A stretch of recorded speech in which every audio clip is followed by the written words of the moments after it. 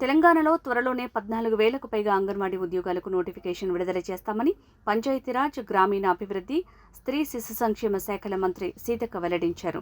మహబూబాబాద్ జిల్లా కొత్తగూడ, తొర్రూరు మండలాల్లో మంత్రి పర్యటించారు. అంగన్వాడీలు అప్గ్రేడ్ అయిన అంగన్వాడీలతో కలిపి దాదాపు 14,000 ఉద్యోగ ఖాళీలు ఉన్నాయని మంత్రి సీతక్క తెలిపారు. వీటికి సంబంధించి జిల్లాల వారీగా నోటిఫికేషన్లు త్వరలోనే విడుదల చేస్తామని తెలిపారు.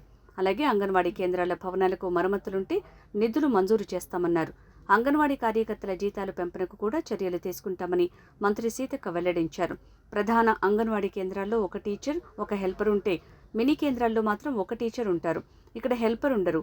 తాజాగా మినీ కేంద్రాల అప్గ్రేడ్తో అక్కడ హెల్పర్ పోస్టు అనివార్యమైంది.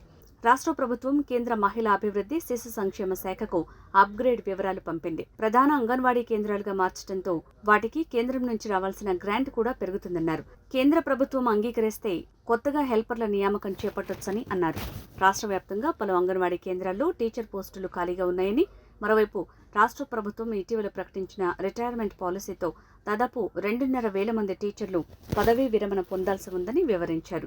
ఈ క్రమంలో అన్ని రకాల్లో కలిపి 4,000 వరకు పోస్టులు ఖాళీగా ఉంటాయని వెల్లడించారు. అయితే కొన్ని జిల్లాల్లో అంగన్వాడీ టీచర్ పోస్టులకు రాష్ట్ర మహిళా అభివృద్ధి, శిశు సంక్షేమ శాఖ నోటిఫికేషన్లు జారీ చేసి భర్తీ ప్రక్రియ ప్రారంభించింది. అయితే వివిధ కారణాలతో ఆ ప్రక్రియ పూర్తి కాలేదు. మినీ కేంద్రాల అప్గ్రేడేషన్తో హెల్పర్ పోస్టులు భర్తీ చేయాల్సి ఉండగా అంతకుముందే అంగన్వాడీ టీచర్ పోస్టులు భర్తీ చేయాలని అధికారులు భావిస్తున్నారు. ఈ మేరకు జిల్లాల వారీగా ఖాళీల వివరాలతో కూడిన ప్రతిపాదనలు సమర్పించాలని రాష్ట్ర మహిళా అభివృద్ధి, శిశు సంక్షేమ శాఖ జిల్లా సంక్షేమాధికారులను ఆదేశించింది. కేంద్ర ప్రభుత్వం నుంచి వచ్చే సూచనలకు అనుగుణంగా అధికారులు తదుపరి చర్యలు తీసుకుంటారు.